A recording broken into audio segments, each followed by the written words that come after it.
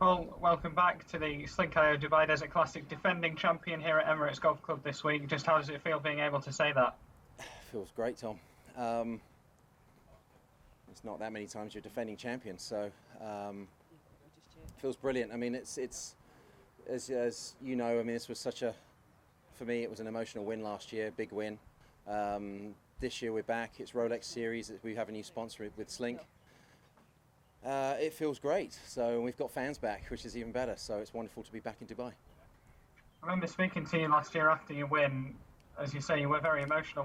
What's it like having a year to process it and just seeing your name on that trophy alongside some of Europe's greatest? It's very cool. In fact, a guy came round with a flag. He's had all the previous past champions sign. I think he's got pretty much everybody but Sevi, bless him. And you start to look at guys on there, Wayne Westner, Mark James, Ernie and Monty and all sorts of stuff.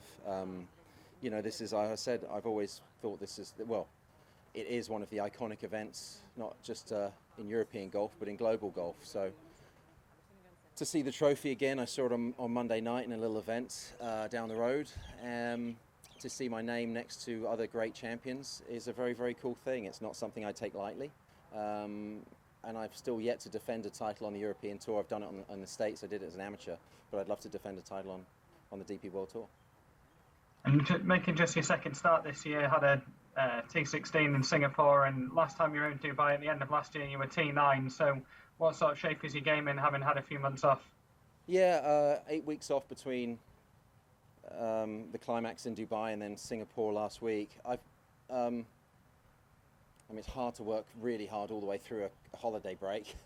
I've got kids, so Christmas is a big holiday at home. But I've certainly put the work in. I feel like my game is, I've kind of made some gains with the game. Physically, I'm in much better shape than I was at the back end of 2021. Swing-wise, I feel like I'm hitting it better. I'm not sure I'm quite as sharp as I was this time last year. Without too long an answer, I mean, 2021 was a wonderful start, and I feel like it kind of fizzled out a little bit, and that's something I want to kind of correct this year, have a great season all the way through. So things like fitness have become more of a priority again. So yeah, I think, where am I at? I don't know. We're gonna find out this week. But I'm certainly excited, and I've certainly done a lot of work. I look forward to it. We'll go to questions from the stream. We'll start with Phil, please.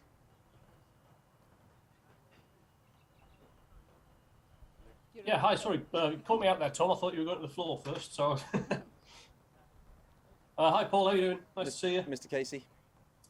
Just sort of reflecting on that performance in Singapore last week. Obviously, poor first round. How pleased were you with the remaining 54? First round was not very good. I was still thinking a lot about the golf swing. Done a lot of work on the swing, and still thinking about the swing and technique and lessons. What was really disappointing was I dropped 3 shots in the last 4 holes, which is just not good, is it? It's rubbish. I had work to do. Like, I was second there in 2019, and I said I had sort of unfinished business back in 2019, and I'd committed to going back. I worked hard to make the cut, and then it sort of started to come good on. I messed it up again on Sunday. Made a double late in the round, but there was some really, really good golf. At one point I was 7 under for the round, so feeling good. For me, I'm just excited to get out on the golf course, and because I feel like every competitive round I play, Phil, is just going to make me sharper. I admit I missed some of the. Normally I would have played a lot. I play a lot of golf leading up to the season, and I didn't this year. Why? The virus is still an issue. So there's a lot of games I normally play when I'm in Arizona, and I had friends left, right, and centre who were ill, who were positive, and so I kind of avoided that stuff. So I'm just behind. I'm behind on prep. Yeah, you mentioned to Tom there. You said you've made some progress physically, and you're looking in pretty good shape. Was that a deliberate? Breathe in, think thin. Was that a deliberate thing? I don't know, after Christmas, or just a general plan overall? I think general plan. I mean, I look back at last year, and there were a lot of great things. But I felt like I wasn't able to continue that really good form from the beginning of the season. Why? The swing broke down.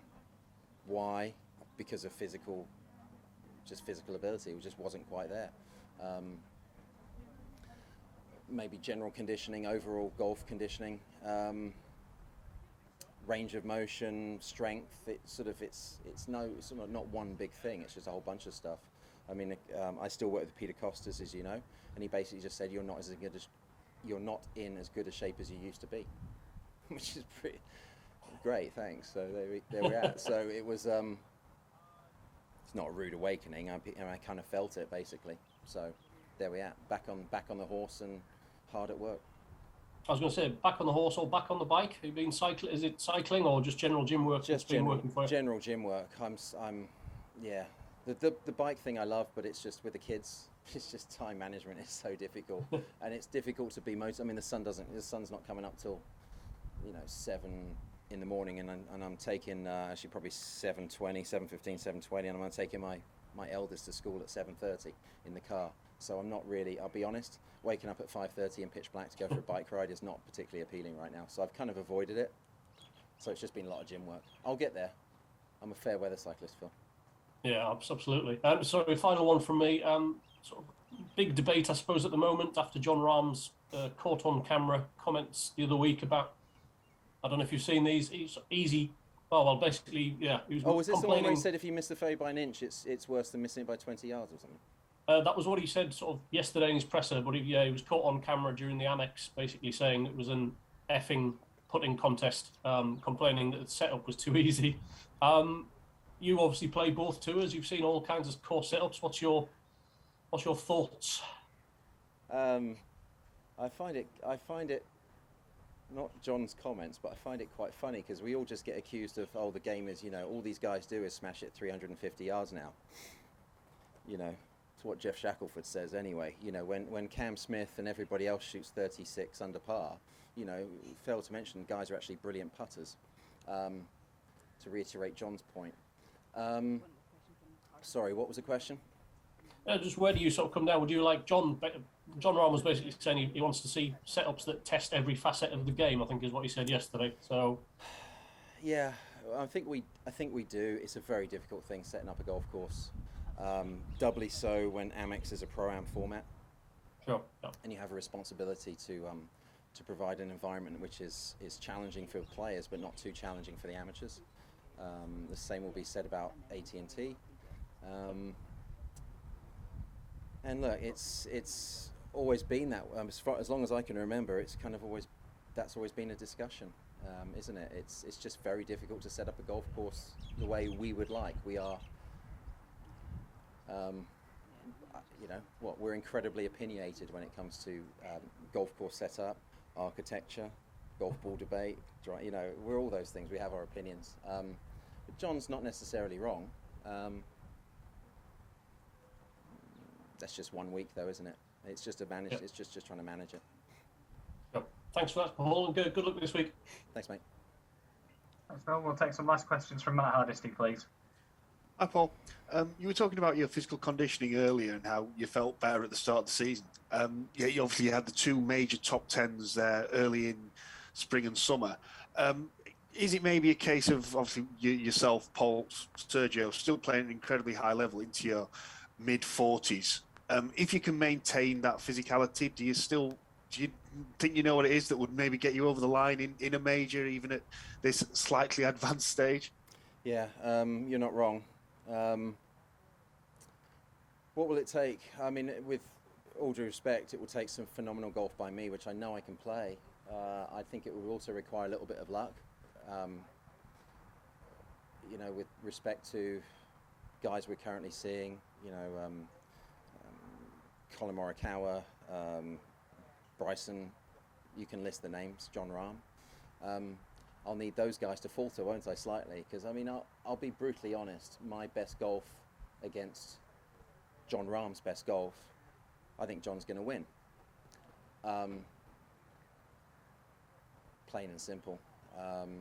So I need a little bit of luck, but there's no reason why I can't have a little bit of luck and I can't capture lightning in a bottle. So, I've got all the physical attributes, and to be honest, the older I get, the more, it's taken me a long time, and I've always looked at these guys, Colin's a great example, and John.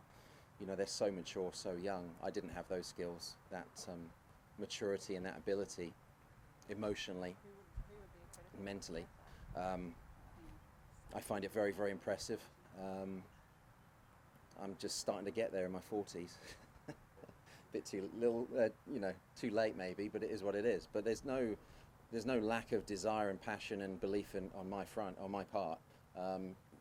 You know, getting close at Harding Park a couple of years ago, there's no reason why I can't challenge at Augusta or St Andrews or anywhere else this year.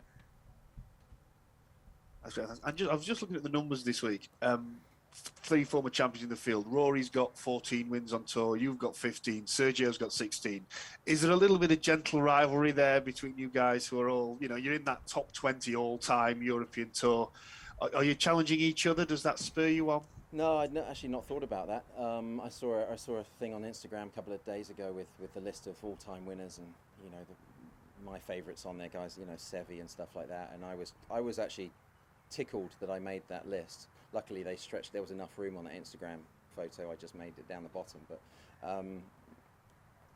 I was tickled by that, and I did wonder where Rory was. He'll be passing me very shortly. Don't worry. No, there's no rivalry. You know, there's always more than enough to go around. We're just trying to win what we can. Simple as that. That's great. Thanks, Paul. Thank you. Thanks, Matt. Thanks for your time, Paul. Have a great week. Cool. Thanks, Tom. Thanks, everybody. Thank you.